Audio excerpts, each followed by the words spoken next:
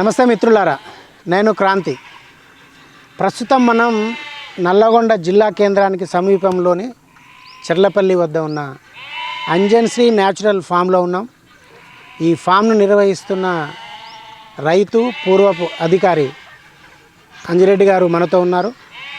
అంజిరెడ్డి గారు తనకున్న వ్యవసాయ భూమిలో ఒకవైపు కూరగాయల సాగును, పండ్ల తోటలను సాగు చేస్తూనే మరొక వైపు ఇటీవల గొర్రెల పెంపకం వైపు ఆయన మళ్ళారు. ఈ జిల్లా వ్యాప్తంగా చాలా చోట్ల ఈ షీ ఫామ్స్ వెలుస్తున్నాయి.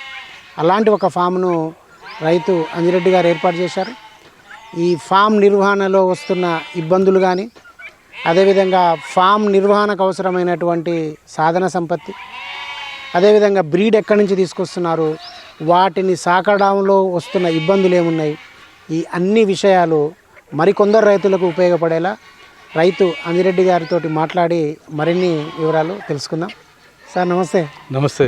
బాగున్నారా సార్? బాగున్నాం. చాలా రోజులు అయింది. ఇంతకుముందు మీ కూరగాయల తోటలు తీసినాము, ఇప్పుడు మళ్ళీ ఈ షీ ఫామ్ చేయడానికి వచ్చినాము. మనం మొత్తంగా కూడా న్యాచురల్ ఫార్మింగ్ వైపే ఉన్నారు. సో న్యాచురల్ ఫార్మింగ్లో పండ్ల తోట, అదేవిధంగా కూరగాయల తోట, ప్రస్తుతానికి దాన్ని కొంత బ్రేక్ ఇచ్చినట్టున్నారు. అంటే మనకు ఈ షీ ఫామ్ పెట్టాలన్న ఆలోచన ఎందుకు వచ్చింది సార్? వ్యవసాయము సమగ్రంగా ఉండాలి. పాడి పంటలతో పాటు అనుబంధ రంగాల్లో ఉన్నప్పుడే రైతు సస్టైనబిలిటీ అంటాం, తన కాళ్ళ మీద తను నిలబడడానికి ఈరోజు వస్తున్న పోటీ ప్రపంచం కానివ్వండి, లేకపోతే ఆదాయాలు పెంచుకోవడానికి ఉన్నటువంటి మార్గాలను అన్నిటినీ కూడా అన్వేషిస్తూ వ్యవసాయాన్ని ఒక పండుగలాగా స్వయం సమృద్ధిగా ఉండేటట్టుగా ఉండటం కోసం నేను ఆలోచన చేసినప్పుడు సహజ వ్యవసాయం చేస్తున్న క్రమంలోనే ఆవులను, గేదెలను మొదట గో ఆధారిత వ్యవసాయం, గోవులనే పెంచాను. గోవులతో పాటుగా పబ్లిక్లో డిమాండ్ ఏమున్నదంటే గేదె పాలకు ఎక్కువ డిమాండ్ ఉన్నది. సో గేదెలను కూడా వదలొద్దని చెప్పి వాటిని కూడా, గేదెలను కూడా సాది గేదె పాలను కూడా తీసుకోవడం జరుగుతుంది. ఆవులు, గేదెలు చేస్తున్న క్రమంలోనే వ్యవసాయం అనేటటువంటిది సహజ సిద్ధంగా ప్రకృతి వ్యవసాయం చేయాలన్నప్పుడు జీరో టిల్లేజ్ చేద్దామనేటటువంటిది కుషిబుకు లాంటి జపాన్ శాస్త్రవేత్తల నుంచి, ప్రపంచంలో ఉన్నటువంటి బెంగళూరు దగ్గర వ్యవసాయం చేసినటువంటి నారాయణ రెడ్డి గారు కానీ, లేకపోతే ఇంకా మన ప్రధానంగా సుభాష్ పాలేకర్ చేస్తున్నటువంటి విధానాల్లో కనుక పరిశీలన చేసి అసలు ఏమాత్రం భూమిని దున్నకుండా జీరో టిల్లేజ్ చేసి అన్ని రకాల పంటలను పండించాలనేటటువంటి క్రమం లోపల భూమిని సుసంపన్నం చేయడానికి గొర్రె లాంటివి ఇలాంటివి కూడా ఉంటే బాగుంటుంది అనేటటువంటి ఆలోచిస్తున్న క్రమం లోపల మా మిత్రుడు ప్రదీప్ గడ్డమరిడవల్లో అక్కడ కొంచెం గొర్రెలతోటి అతను ప్రయోగాలు చేస్తుంటే నేను కూడా మోటివేట్ అయినాను వాస్తవానికి. అయిన తర్వాత అదే సమయంలో ఆలోచిస్తున్నటువంటి సమయం లోపల కేంద్ర ప్రభుత్వము నేషనల్ లైవ్ స్టాక్ మిషన్ అనేటటువంటి ఒక కొత్త పథకాన్ని తీసుకొచ్చింది.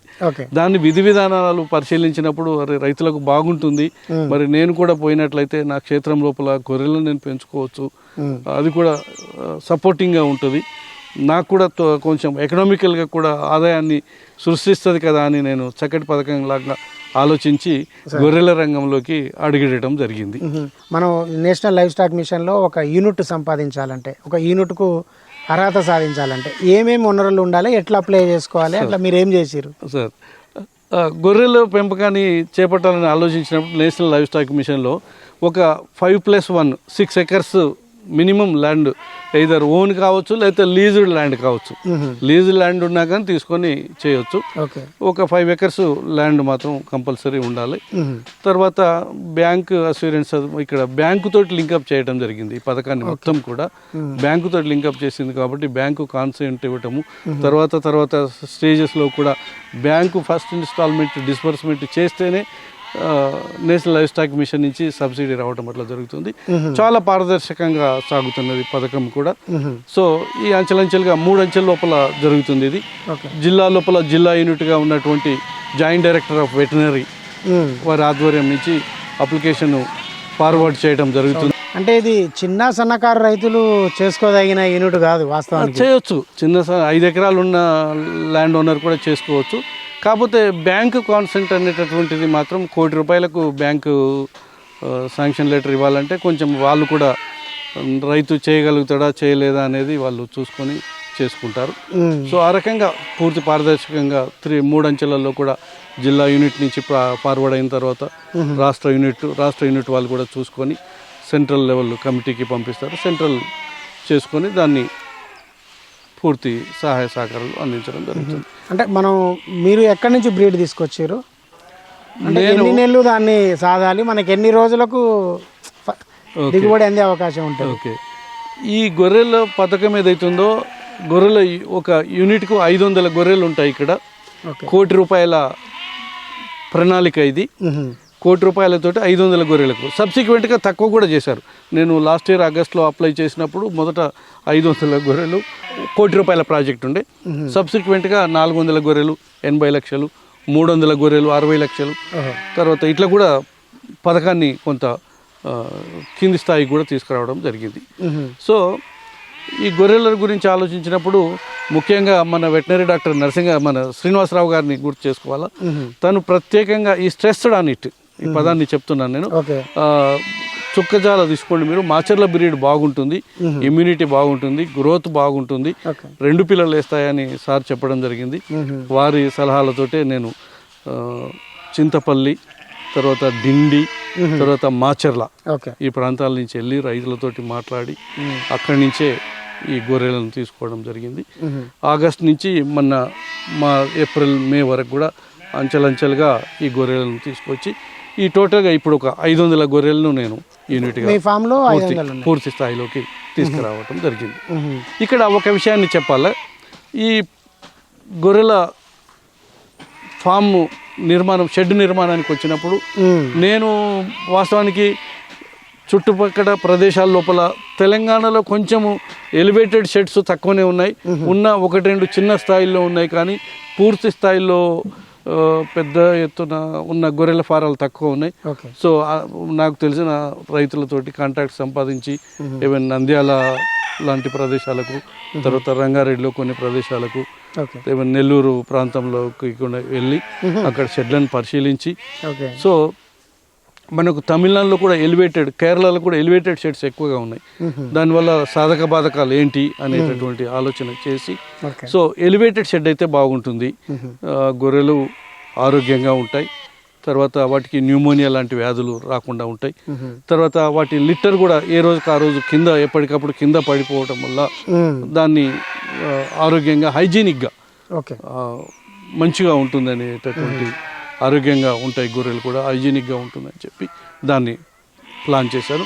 ప్లాన్ చేస్తూ మరి మన దగ్గర షీట్స్ కూడా ఇక్కడ ఏమైనా హైదరాబాద్లో ఒక యూనిట్ ఉంటే వాళ్ళు కూడా ఇంకా నిర్మాణము ఇంకా ప్రొడక్షన్ తీసుకురాలేదు. సో పూనా లాంటి ప్రాంతాలు, కోయంబత్తూర్ లాంటి ప్రాంతాలను పరిశీలించి అక్కడ వాస్తవానికి అక్కడ యూనిట్లను కూడా చూసి అక్కడి నుంచి కోయంబత్తూర్ నుంచి ఈ ప్లాస్టిక్ షీట్స్ను నేను తెప్పించడం జరిగింది. తెప్పించి ఎలివేటెడ్ షెడ్స్ కొన్ని నిర్మాణంలో కొన్ని కష్ట నష్టాలు ఎదురైనప్పటికీ కూడా స్టాండర్డ్గా ఎక్కడ కూడా ఏ మాత్రము అంటే ఏదో టెంపరీగా లేకుండా ఏదో 6 నెలలు 7 నెలలు నడిపి సబ్సిడీ తీసుకొని అట్లా కాకుండా పూర్తి స్థాయి లోపల దీంట్లో కూడా నేను గత 10 సంవత్సరాల నుంచి కూడా నా వ్యవసాయాన్ని డెమాన్స్ట్రేటివ్గా ఉండేటట్టుగా, రైతులకు కూడా మోడల్గా ఉండేటట్టుగా నేను సహజ సిద్ధమైన ప్రకృతి వ్యవసాయాన్ని చేస్తున్నాను. అట్లాగే గొర్రెల ఫామ్ కూడా నేను ఒక చక్కటి ప్రణాళిక ప్రకారము దీంట్లో సస్టైనబిలిటీ గొర్రెలలో కూడా నేను సాధించాలా అనేటటువంటి లక్ష్యంతో నేను చేయడం జరిగింది. అందులో భాగంగానే మీరు చూస్తున్నారు ఇప్పుడు గొర్రెలను అన్నిటి కూడా తీసుకొచ్చి ఎక్కడికక్కడ కంపార్ట్మెంట్స్, ప్లాట్ఫామ్స్ లాగా చేసి మిల్కింగ్ పాలు ఇచ్చేటటువంటి డెలివరీ కాగానే ఒక కంపార్ట్మెంట్లో, డెలివరీ అయినాక 1 మంత్ అండ్ ఎబోవ్ ఉన్నటువంటి వాటిని ఒక దగ్గర, పొట్టేళ్ళన్నింటినీ ఒక ప్లాట్ఫామ్లో, తర్వాత కొదమలు ఇట్లా ఉన్నటువంటి వాటి అన్నింటినీ ఒక దగ్గర, చూడి గొర్రెలు అన్నింటినీ ఒక కంపార్ట్మెంట్లో ఉంచి ఆరోగ్యకరమైన ఆహారాన్ని అందిస్తున్నాను. అంటే దానికి ఫీడింగ్ ఏం వాడుతున్నారు సార్? రైట్, ఇక్కడ ఫీడింగ్ గురించి వచ్చినప్పుడు మామూలుగా గొర్రెల ఫారాల లోపల లేకపోతే మేకలు గొర్రెల ఏదైతుందో 3 రకాలుగా సాదుతారు. ఆ విషయాన్ని ఇక్కడ చెప్పాల్సి ఉంటుంది. ఒకటి పూర్తి సాంద్రత పద్ధతిలో, అంటే ఎక్స్క్లూజివ్లా ఫామ్లోనే ఉంచి ఫామ్లో వాటికి కాన్సన్ట్రేట్స్, తర్వాత మిగతా గడ్డి దానాలు అందచేయటము. రెండవదేమో పాక్షిక పద్ధతి, అంటే సెమీగా కొంతకాలం షెడ్లో ఉంచుతూ షెడ్లో కూడా ఆహార పదార్థాలను అందజేస్తూ మళ్ళీ ఓపెన్గా కూడా మేత మేయడానికి గ్రేజింగ్కు వదిలిపెట్టడం పాక్షిక సాంద్ర పద్ధతిలో జరుగుతుంది. మూడవదేమో మొత్తము ఓపెన్గానే మామూలుగా ట్రెడిషనల్గా చేసేటటువంటి గ్రామీణ కాపర్లు గొర్రెల కాపర్లు చేస్తున్నటువంటి పూర్తిగా సహజ సిద్ధంగా ఓపెన్గా వదిలిపెట్టి చేయడం జరుగుతుంది. దీంట్లో నేను సెమీ ఇంటెన్సివ్ పద్ధతిని ఎన్నుకున్నాను. ఎందుకంటే గొర్రెల యొక్క ఆరోగ్య పరిస్థితి ఇవన్నీ కూడా చూసుకొని పూర్తిగా ఫారంలోకే కన్సైన్ చేస్తే వాటి ఆరోగ్య సమస్యలు ఎదురవుతాయేమో, కొంచెం ఎక్కువ డెన్సిటీ 500 గొర్రెలు ఒక ఫామ్లో పెంచడం అనేది కొంచెం ఎక్కువ హై డెన్సిటీ అని చెప్పొచ్చు. సో ఇన్ని పెంచుతున్నప్పుడు మరి ఆరోగ్య సమస్యలకి ఎదురు కాకుండా వాటికి న్యూట్రియంట్ డెఫిషియన్సీ రాకుండా వాటిని మరి గ్రేజింగ్కు డే టైంలో నాకున్న తోటలో గ్రేజింగ్కు వదిలిపెడుతూ మళ్ళీ సాయంత్రం పూట షెడ్లోకి రాగానే వాటికి దానాలు తర్వాత కొంత చాపింగ్ చేసినటువంటి గడ్డిని కూడా వాటికి అందజేయడం జరుగుతుంది. గొర్రె ఎక్కువ కూడా పాపం అది దానికి కావాల్సినంత అది మేస్తుంది, ఎక్కువైతే వదిలిపెట్టేస్తుంది. సో దానికి కావాల్సినంత సరిపోయేంత ఆహారాన్ని నేను ఆరోగ్యకరమైనటువంటి ఆహారాన్ని అందించడం జరుగుతుంది. తర్వాత మీరు నా షెడ్లో కూడా చూస్తున్నారు, వాటర్ కోసం ఎక్కడ వాటర్ పైప్ లైన్ ఇవ్వటము, వాటర్ ట్యాంక్ కట్టడము. సో నేను చూసిన ఫామ్లలో కూడా ఇంత సమగ్రంగా వాస్తవానికి చూడలేదు నేను. అయినప్పటికీ కూడా నేను ప్లాన్ చేసి పెద్ద వాటర్ ట్యాంకు పైప్ లైన్ ఇచ్చి వాటర్ టబ్స్ కూడా ఎక్కడికక్కడ ఏర్పాటు చేయడం జరిగింది. తర్వాత అట్లనే ఎలక్ట్రికల్ వైరింగ్ కూడా చేసి రాత్రిపూట కూడా మన రైతు నా పరిశీలన కోసం కానీ లేకపోతే గొర్రెల కాపర్లు వాటిని సరిగ్గా చూసుకోవడానికి పరీక్ష చేసుకోవడానికి కూడా లైటింగ్ కూడా ఇవ్వడం జరిగింది. సో ఇట్లా ఆరోగ్యకరమైన వాతావరణాన్ని ఇస్తూ ఆరోగ్యకరమైన ఆహారాన్ని ఇస్తూ ఆరోగ్యమైన మంచి నీరును వాటికి అందచేస్తూ ఒక మంచి ఫామ్ను నేను ఇక్కడ డెవలప్ చేశాను. ఇప్పటికే చాలామంది చాలా ప్రాంతాల నుంచి కూడా అనేక మంది ఔత్సాహిక రైతులు వచ్చి నా దగ్గరికి వచ్చి ఎలా చేయాలి ఏం చేయాలనేటువంటి సలహాలు సూచనలకు వస్తున్నారు. నేను కూడా వాళ్ళకు సూచనలు అందజేస్తున్నాను. అంటే మనం ఇప్పుడు స్టార్ట్ చేసి ఒక 3 months అయిందా సార్, 4 months అయిందా? నేను ఒక్కసారి తేకుండా లాస్ట్ ఫిబ్రవరి నుంచి కూడా నేను అంచెలంచెలుగా నేను ఒక్కసారి తెస్తే గొర్రెలు బయట నుంచి వచ్చినప్పుడు వాటికి వ్యాక్సినేషన్ కింద సరిగ్గా లేకుండా తర్వాత ఆరోగ్య సమస్యలు కూడా ఉంటాయి కాబట్టి నేను అంచెలంచెలుగా తీసుకురావడం జరిగింది. సో ఒక్కొక్క బ్యాచ్లో ఒక 60-70 ఇట్లా తీసుకుంటూ ఒక 6-7 బ్యాచ్లలో వీటిని క్రమక్రమంగా తీసుకురావడం జరిగింది. సో అట్లా అప్పటికి కూడా కొన్ని కొత్తగా మందులకు వచ్చినప్పుడు వాటిని ఐసోలేషన్లో ఉంచి వ్యవసాయం అనేది కొంచెం మనం శాస్త్రీయ పద్ధతిలో ట్రెడిషనల్ గొర్రెలు అయినప్పటికీ కూడా వాటిని మనము శాస్త్రీయ పద్ధతి లోపల పెంచడానికి నేను కృషి చేశాను.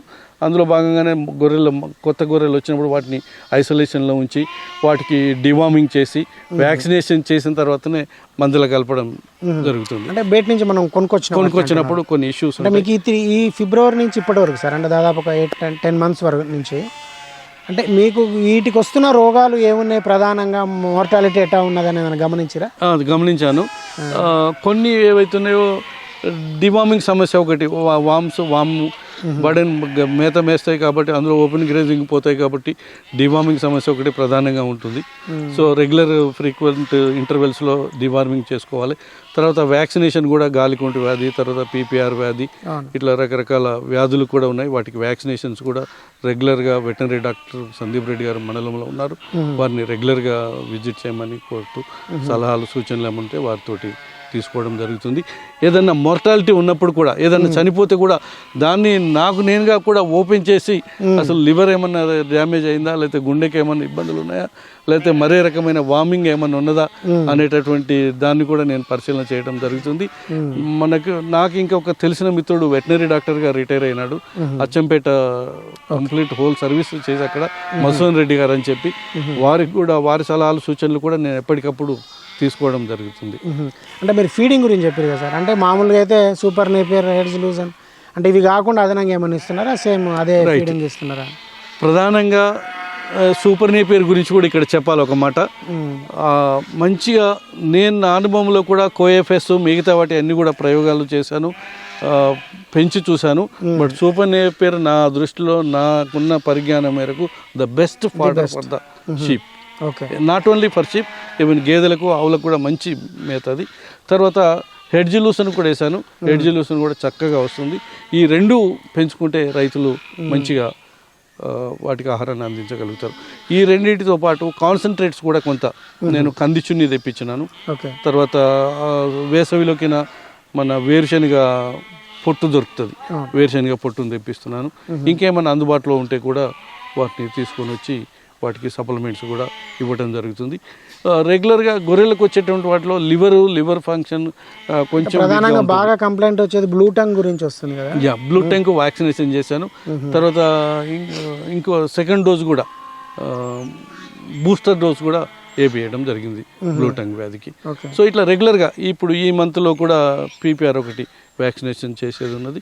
రెగ్యులర్గా we are planning for it. So vaccination రెగ్యులర్గా చేయాలి, డివార్మింగ్ రెగ్యులర్గా చేయాలి, న్యూట్రియంట్స్ డెఫిషియన్సీగా ఏమైనా రాకుండా చూసుకోవాలి. ఇట్లా ప్రతిదాన్ని కూడా మనం ఒక వాస్తవానికి నేను కూడా నా చిన్నప్పుడు గొర్రెలు కాసినాను, బట్ ఆ అనుభవం ఉన్నది. నా చిన్నప్పుడు కూడా నేను గొర్రెల దొడ్డి దగ్గర పడుకుంటే అప్పుడు తొడేళ్ళు ఈ సమస్య ఉండేది. సో నా మీదంగానే గొర్రెను తొడేలు ఎత్తుకపోయిన సందర్భాలు కూడా నా బాల్యంలో కొన్ని స్మృతుల్లో ఉన్నాయి. సో అందుకోసమే ఇక్కడ చుట్టూ కూడా మొదటనే సెక్యూరిటీ కోసం కాంపౌండ్ వాళ్ళు కుక్కలు గిన స్ట్రే డాగ్స్ వస్తుంటాయి. సో వాటి కోసం రక్షణగా తీసుకోవడం జరిగింది. సో అంటే ఎవరైనా రైతు సార్, అంటే మీరు చెప్పారు 5 ఎకరాలు కనీసం మినిమం ఉన్న ఒక రైతు మనం షీప్ ఫామ్ ఏర్పాటు చేసుకోవచ్చు, అది వైబుల్ అవుతుందని. అంటే ఎవరైనా సరే ఒక రైతు ఒక కొత్త ఫామ్ని, ఇలాంటి షీప్ ఫామ్ని ఒక 500 జీవాలతో ఏర్పాటు చేయాలంటే తీసుకోవాల్సిన జాగ్రత్తలు కానీ లేకపోతే మీరు ఇచ్చే సూచనలు కానీ ఏమున్నాయి? తనుగా టైం ఇవ్వగలగాలి రైతు. మొదటగా తను ప్రతిరోజు కూడా ఉదయం సాయంత్రము గొర్రెలకు ఏంటంటే అవి కొన్ని ఆరోగ్యంగా ఉన్న చిటిక రోగం లాంటివి ఉన్నాయి, అకస్మాత్తుగా వచ్చేస్తూనే ఉంటాయి అవి. సో అది క్యుములేటివ్ ఫ్యాక్టర్ అది. దాంట్లో అంతకుముందు ఉండే వాము బర్డెన్ కావచ్చు, లేకపోతే ఇంకేమైనా కావచ్చు. సో అట్లా వస్తుంటాయి. గొర్రె ఆహారము మేస్తుందా మేయట్లేదా, నెమరేస్తుందా లేదా, అది సరిగ్గా గడ్డి తింటున్నదా లేదా, అది ప్రతి నిత్యం కూడా పరిశీలిస్తే తప్ప వీటిని చేయలేము. ఆబ్సెంటీ ల్యాండ్లార్డిజం, ఇక్కడ ఉండి గొర్రెల ఫామ్ పెట్టుకుని నేను ఎక్కడో చేస్తానంటే మాత్రం నడవదు. తను రెగ్యులర్గా పరిశీలన చేసుకోగలగాలి. ఇన్ అడిషన్ టు దట్ నేను ఇక్కడ CC కెమెరాలు ఇవన్నీ కూడా పెట్టడం జరిగింది.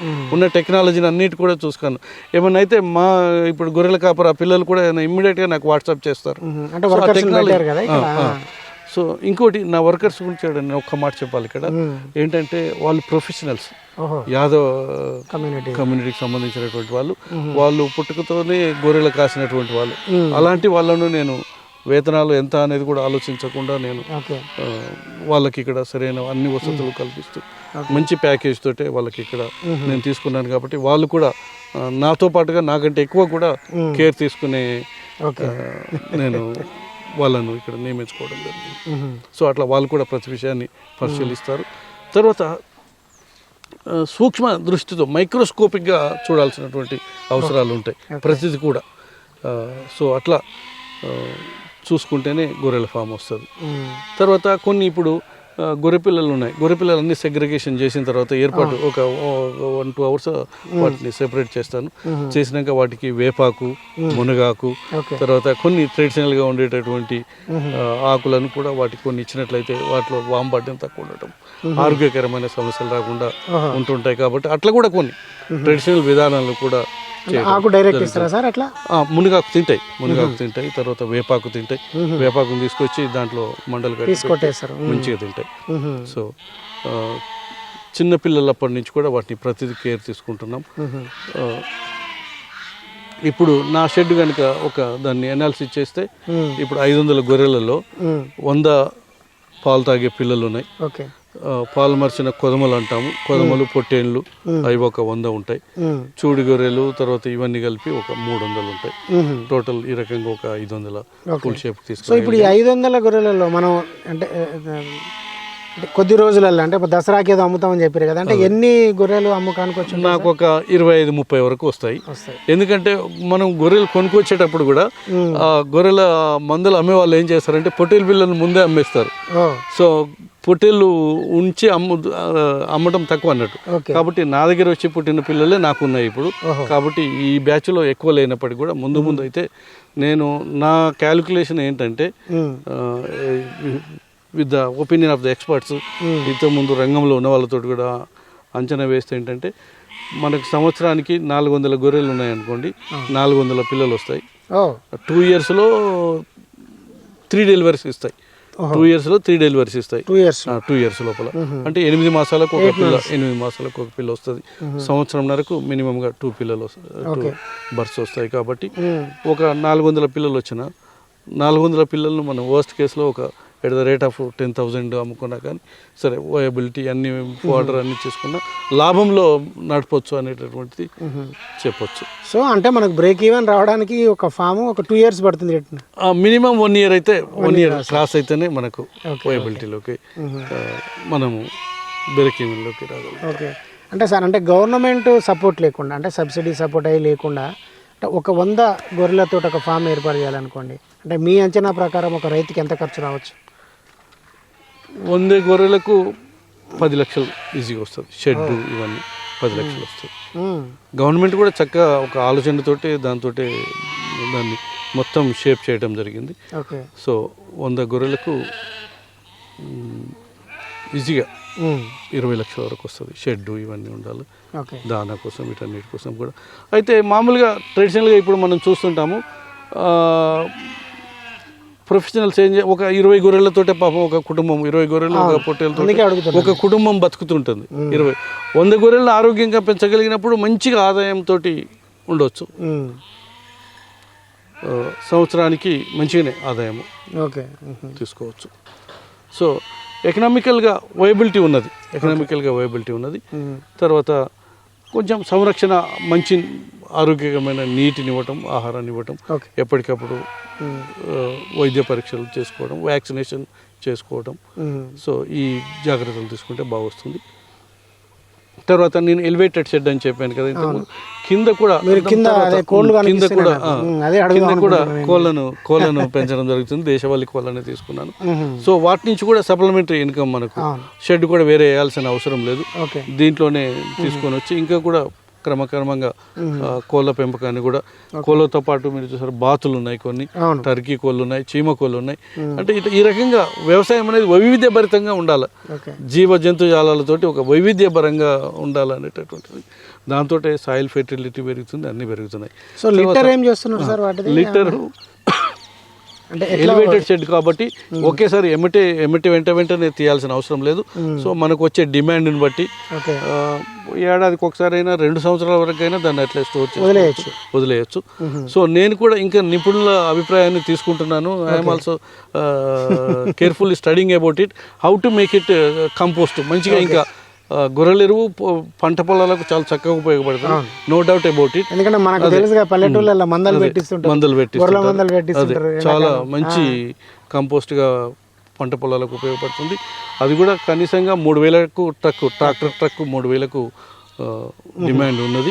ఇంకా ఫ్యూచర్లో కూడా దానికి కూడా ఇంకా వాల్యూ అడిషన్ చేసి ఇంకా దాన్ని ఏం చేయాలనేటువంటిది కూడా నేను కూడా ఆలోచిస్తున్నాను. ఈవెన్ నా గేదెలకు వీటిలో కూడా పేడను కూడా ఏదైతుందో జీవామృతం లాగా నేను వాడుకుంటున్నాను. సో నేను డెమాన్స్ట్రేటివ్గా ఉండడానికి కూడా రేపు దీన్ని కూడా వాల్యూ అడిషన్ చేసి గొర్రెల లీటర్ కానీ పశువుల పేడ కానీ వర్మి కంపోస్ట్ ఇట్లా ఎలా చేయాలనేటటువంటిది కూడా నేను కూడా కొంచెం పరిశీలన చేస్తున్నాను. I'm learning my self. అది కూడా ఒక తీసుకొద్దాం భవిష్యత్తులో. కంపోస్ట్ను నేనే అంజన్శ్రీ నుంచే కంపోస్ట్ నేచురల్ ఫామ్ నుంచి కంపోస్ట్ను కూడా అందజేయాలనే ఆలోచనలో మాత్రం ఉన్నాను. Okay sir, thank you sir, ధన్యవాదాలు. Thank you sir. మిత్రులారా, అది అంజన్శ్రీ న్యాచురల్ ఫామ్స్లో ఒక షీప్ ఫామ్ని ఏర్పాటు చేసిన అంజిరెడ్డి గారి అనుభవాలు. ఎవరైనా రైతులు నిరభ్యంతరంగా నిస్సంకోచంగా గొర్రెల పెంపకాన్ని చేపట్టవచ్చు. కాకపోతే ఎక్కడో ఇతర ప్రాంతాల్లో ఉండి కేవలం ఒక కూలీలను పెట్టి లేదంటే జీతగాలను పెట్టి మాత్రం ఫామ్స్ ఏర్పాటు చేయొద్దు. ఖచ్చితంగా రైతు స్వీయ పర్యవేక్షణ చేయగలిగితేనే, పూర్తి సమయం కేటాయించగలిగితేనే షీప్ ఫామ్ని ఏర్పాటు చేసుకుంటే లాభాలు ఉంటుంది, లేదంటే నష్టం జరగకుండా ఉంటుందని అంజిరెడ్డి గారు తన అనుభవం ద్వారా తెలియజేస్తున్నారు.